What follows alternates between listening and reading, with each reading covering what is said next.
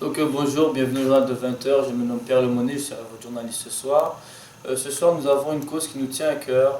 Nous allons vous faire une petite capsule sur l'environnement, plus principalement sur ce qui touche l'eau, les ressources naturelles, etc. Les rivières, les lacs et surtout aussi les surconsommations de bouteilles d'eau au point de vue planétaire, au niveau de la surconsommation, surtout aussi du plastique qui engendre la surconsommation de bouteilles d'eau. Nous allons vous passer un reporter qui se nomme Ray Alico, qui est un reporter qui fait beaucoup de recherches dans le monde de l'écologie et surtout du domaine aquatique. Donc nous allons vous passer notre reporter qui se trouve en Alaska tout précisément. Oui, je vous reçois. Bonjour, je me présente, Ray Alico, en direct d'Alaska. Voici le refuge où je reste, moi et d'autres spécialistes, pour faire comprendre à la population les surconsommations de l'eau et le mal fait de la surconsommation de l'eau. Vous pensez que dans les grandes villes comme Canada, l'eau embouteillée, on vous fait croire, grâce aux publicités, que l'eau embouteillée est plus saine pour l'alimentation que l'eau du robinet, mais en fin de compte, c'est pas vrai.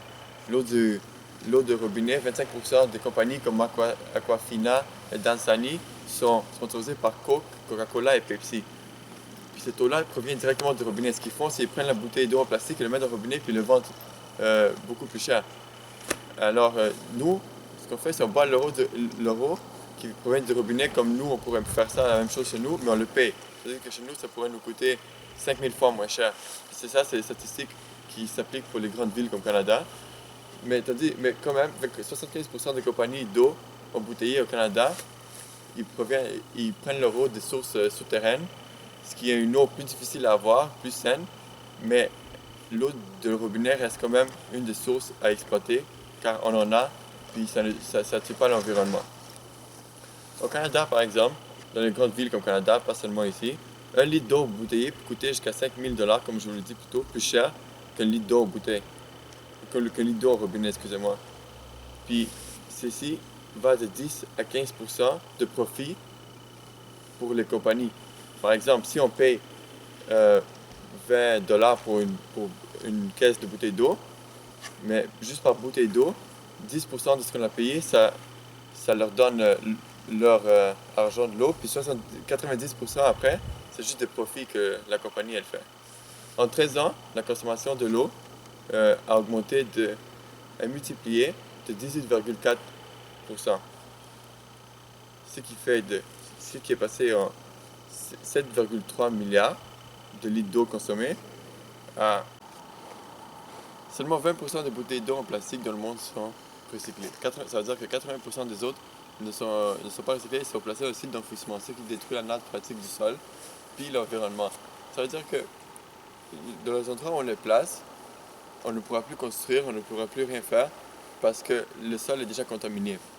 Savez-vous que les Américains envoient environ 40 milliards de bouteilles d'eau en plastique dans les sites d'enfouissement et qu'une bouteille d'eau prend 700 ans avant de décomposer? C'est pas normal parce que si on prend tout ça, à chaque fois qu'ils envoient, cette terre-là sera jamais propre si on multiplie le nombre. Comme on pourrait faire comme la ville de Massachusetts aux États-Unis, par exemple. Elle, c'est une ville qui a appliqué, mais c'est pas la ville qui a appliqué, c'est la ville de Concord à Massachusetts qui est un État. C'est une ville elle a appliqué une règle. Elle a juste interdit la consommation de bouteilles d'eau en plastique.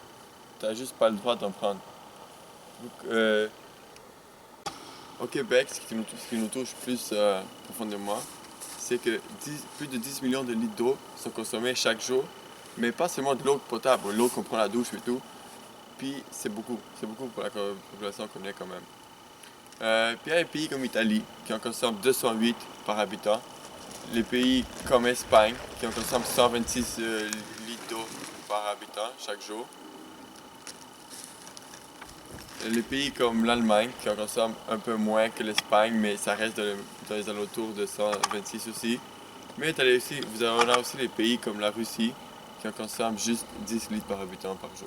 Ce n'est pas beaucoup, mais contrairement aux autres, on voit que la Russie fait un peu de progrès et ça aide le monde à continuer. Aux alentours des années 2004, les consommations de l'eau douce étaient de 329 litres d'eau par jour par habitant. Bon, voici un petit résumé, je pourrais vous en parler de la surconsommation de l'eau toute la journée, de l'effet de plastique toute la journée, Mais j'avais pas le temps parce que c'est le journal de 20h, puis il faut qu'on arrête parce que il va y avoir des pauses publicitaires et tout. Alors je vais vous présenter, je vais vous ramener Pierre à Londres. Merci beaucoup tout le monde. Parfait, merci Monsieur Aliko. Parfait, merci beaucoup. Donc voilà, alors revenons sur le plateau.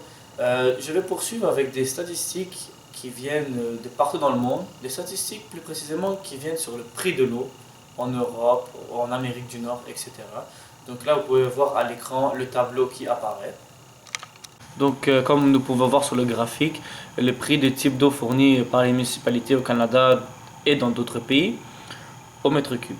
Donc, nous pouvons voir qu'au Canada, l'eau coûte 0,31 $ au mètre cube, aux États-Unis de 0,40 à 0,80 $ le mètre cube. Alors, passons maintenant en Europe pour un 0,47 $, en Italie 0,70 $, en France 1,35 $ par mètre cube et accrochez-vous bien pour finir en Allemagne l'eau est à 2,16 $ le mètre cube. Donc vous pouvez voir certains chiffres avec ces graphiques qui sont ma foi très énormes quand il s'agit de l'Europe. Donc nous allons faire une petite pause publicitaire, nous allons nous revoir au retour de la pause. Vous voyez ça? Ouais, une bouteille d'eau en plastique, ça va dans la poubelle, dans le recyclage, ça va pas par terre. Je marche dans la rue, je vois tout le monde qui jette par terre. Qu'est-ce qu'il faut faire pour protéger cette terre? Comment faut-il agir? On sait pas. Il faut-il agir comme ça?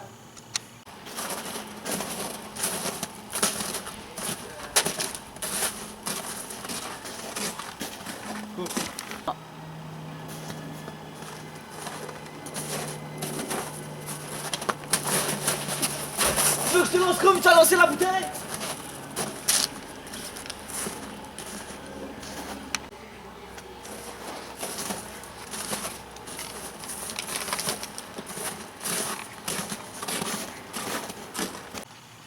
Ça, c'est le futur. Une bouteille d'eau recyclable. Tu peux boire de l'eau, mettre de l'eau, avoir toujours sur toi. C'est exactement ça qu'il nous faut pour protéger la terre. Rien d'autre, rien de moins. Si vous voyez quelqu'un jeter quelque chose, assommez-le avec une pelle, laissez pas la terre devenir une poubelle. Donc nous voilà de retour en monde. Donc je vais vous parler moi de la pollution de l'eau sur 3 types différents.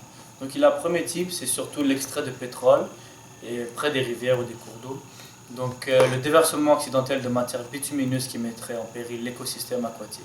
Nous pouvons prendre un exemple encore plus gros que celui qui pourrait arriver dans une rivière. Donc par exemple prenons l'accident du 22 avril 2010 où il y a eu le déversement de pétrole dans le golfe du Mexique pendant 83 jours et qui a détruit l'écosystème et qui a coûté des dizaines de milliards.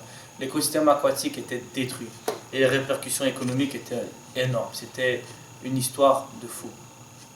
Deuxième, le déversement de déchets que les usines font. Les usines en tout genre, n'importe quelle usine, ont des déchets toxiques qui déversent dans les rivières, dans les cours d'eau, qui à leur tour alimentent les grands cours d'eau. Ce sont des produits pour la plupart toxiques et qui nuisent à l'écosystème aquatique. Le pire dans tout ça, c'est qu'en France notamment, les usines payent des taxes qui leur permettent de déverser les déchets toxiques dans les rivières. Et le pire des pires, c'est que c'est le gouvernement qui offre aux usines de payer des taxes pour que le gouvernement, lui, puisse s'enrichir à son tour. Donc le gouvernement contribue à le déséquilibre écosystème aquatique juste pour s'enrichir. Mais à quel prix, nous ne le savons pas encore. Il y a aussi le troisième type, le déversement des bateaux. Certains bateaux déversent leur fond de cuve dans la mer. Dans le fond de leur cuve, il y a des restes de pétrole, des restes de trucs comme ça toxiques. Ils appellent cette technique le dégazage. Par contre, cette pratique, elle est punie par la loi. Et il y a même des petits hommes écologiques qui partent en bateau, qui suivent les itinéraires que les bateaux sont susceptibles de prendre pour mettre de la sécurité et faire de la prévention pour pouvoir voir si les bateaux font ça. Et après, ceci sera puni par la loi. Donc ça conclut en gros ce que les 3 types de pollution de l'eau pourraient être affectés. Il y a aussi un sujet qui fait fureur en ce moment, ils l'ont appelé le 7e continent. Le 7e continent est un continent fait que de plastique, que de bouteilles de plastique, de déchets que tu lances dans la mer, et tous ces déchets-là se retrouvent au même endroit à cause des courants marins, etc. tout se retrouve au même endroit. Ils ont appelé ça, imaginez-vous, le 7e continent, tellement que c'est énorme. C'est rempli de plastique, c'est pollué à un point que vous n'imaginez même pas. C'est 1 an après une tentative avortée d'une expédition. On va partir fin mai à l'assaut du 7e continent. Une gigantesque plaque de déchets de plastique flottant sur l'océan Pacifique, plus grande que l'Inde, mais encore largement méconnue. À l'origine de l'expédition du 7e continent, l'explorateur français Patrick Dixon, 48 ans, avait découvert en 2009 le phénomène lors de sa participation à une course en solitaire à l'aviron. Il a dit, et je cite, « Je voyais tous ces déchets de plastique qui dérivent autour de moi, ça m'étonnerait, et je me suis demandé, mais où va tout ça ?» Et donc, il a finalement trouvé, il a suivi les déchets, il a vu qu'est-ce qui se passait, il a regardé les courants, etc. Et il a vu d'où est-ce que ça venait. Il a pu voir qu'au total, des millions de tonnes de déchets venus des côtes, des fleuves flottants, dans les 5 principaux gyres repartis dans tous les océans, la force centripète, aspirant lentement les détritus vers le centre. Et le problème pour les scientifiques, c'est comme ils ont surnommé ça, cette soupe est essentiellement composée de micro-déchets de plastique décomposés en suspension sous la surface de l'eau. Sous la surface de l'eau, il y a des choses que nous ne pouvons pas atteindre, vous voyez, et parfois sur 30 mètres de profondeur, très difficile détectablement par les observations satellites et seulement les visibles par depuis les bateaux. Et attendez, la pause publicitaire est déjà faite, monsieur. On repartit. Excusez-moi de ce malentendu. Et selon la CNES, l'agence spatiale française qui parraine la mission du 7e continent, le vortex du Pacifique du Nord entre la Californie et Hawaï est l'un des plus importants de la planète, avec une surface d'environ 3,4 millions de kilomètres carrés. Mais la plaque de déchets qui flotte, située dans des eaux peu concentrées par la navigation marchande et le tourisme, le problème n'intéresse que les écologistes et les scientifiques, déplore Patrick Dixon. Parce que, vous voyez, s'il n'y a aucun bateau de tourisme ou n'importe quel qui passe, ça va déranger personne parce que ce ne sont pas dans leur chemin. Mais le jour où ça va être tellement devenu gros et que ça va leur déranger, là ils vont s'en inquiéter. Mais peut-être ça va être trop tard. Même peut-être maintenant c'est déjà trop tard. Donc voilà, je voulais faire cette petite capsule ce soir. J'espère que vous avez bien aimé ce journal un petit peu spécial ce soir. Donc nous nous revoyons demain à 20 h. Merci, bonsoir.